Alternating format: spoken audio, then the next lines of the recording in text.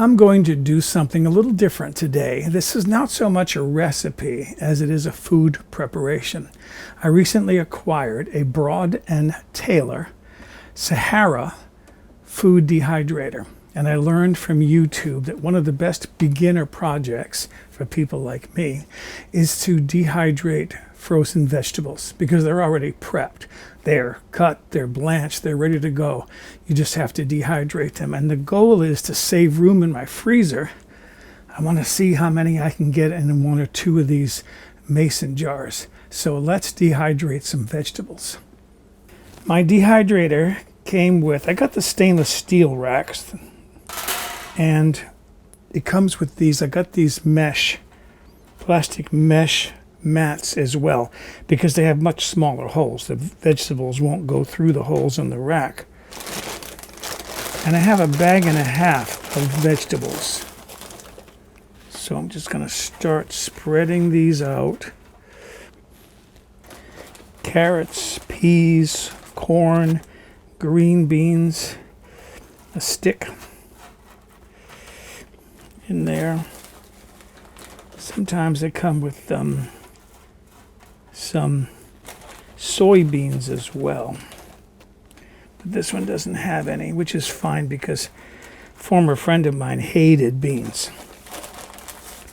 So if I was going to give him these vegetables, I had to pick all the beans out. I've got 7 racks, so I don't have to be too fussy as far as squeezing a lot onto these racks, because I think I've got plenty of room for the vegetables that I have, and my hand is getting really cold from the ice. Okay, that's enough to get this one started. I've got the other racks to do, and then I can put them in my food dehydrator, and I'm going to run some warm water on this hand. I'm loading the last tray into my dehydrator. I got a bag and a half in there, so that's about 7 pounds. I'm estimating 7.5 pounds. Make sure those doors are closed well enough. They appear to be. Now, power. It's on. Mode. Time. Let's do temperature first. And I'm going to turn this. I wore a black glove because it might protect my hand from the cold. I'm going to set that to 125 and then change the mode to time. And I'm going to set this for 10 hours. In fact, I'm going to go 12 hours. Mode. Let's pause it.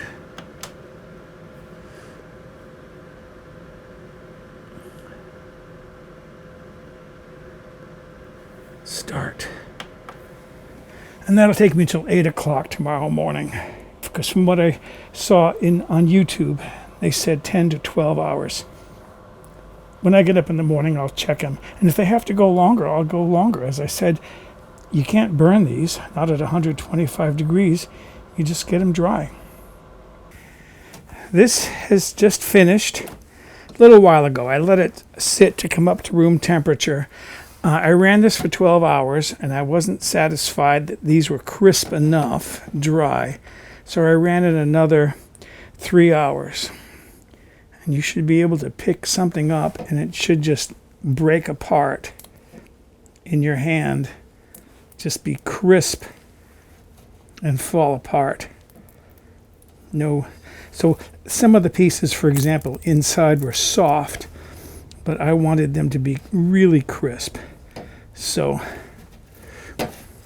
I'm going to transfer these now to a jar and then prep them for storage. I have my last rack here. If you want to see what these look like, I mean, they're all shriveled up.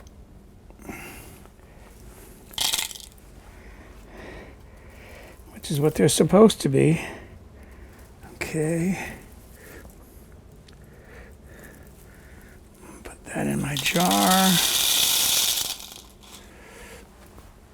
Okay, any pieces that stick, you just persuade them to come loose. And that's about right. And they say try not to go above the shoulder of the jar because you want a little bit of airspace for the next couple of steps. I have some of these silica gel desiccants that are supposed to absorb moisture. And then if I'm going to do this correctly, you put the lid on. And then I have here a vacuum sealer that is supposed to vacuum the air out of the jar. I can get this seated down correctly. Press the button. There's a little light that tells me what's going on. And it actually takes, I found out, it takes 2 or 3 or maybe even 4 cycles to get enough air out to get this lid to stick. See, that's stuck now. I can lift the lid and the jar comes up. All right, let's do that again. Put the ring on. This jar hasn't been sealed yet. So put in a silica gel, pack it, put the lid on.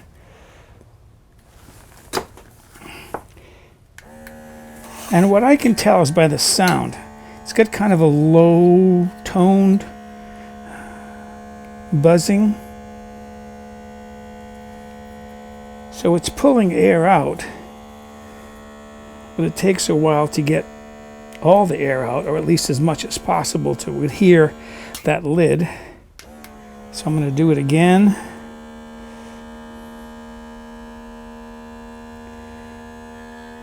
Now the tone is starting to come up a little bit.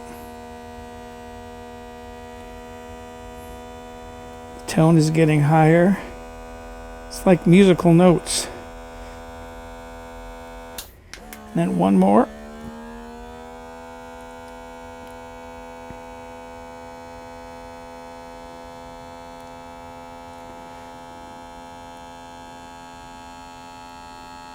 See, it's getting quite high.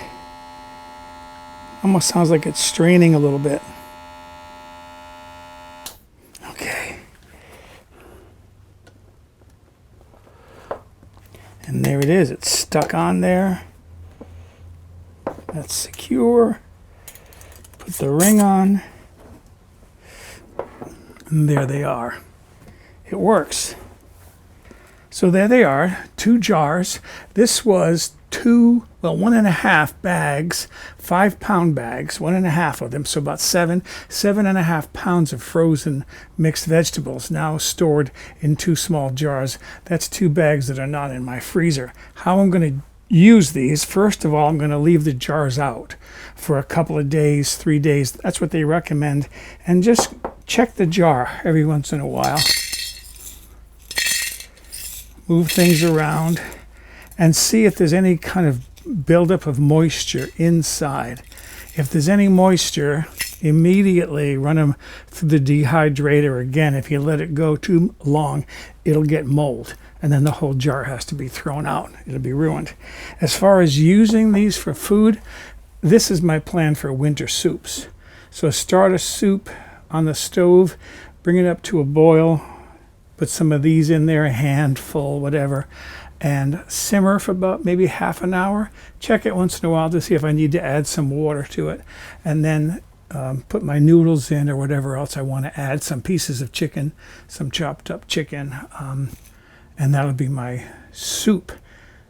And these jars now, because they're vacuum sealed and they have those desiccant packets in there, these I can just store outside in the shed.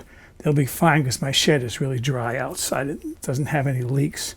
So that's my project, using my new dehydrator, Broad and Taylor Sahara. Hopefully you enjoyed this as much as I did.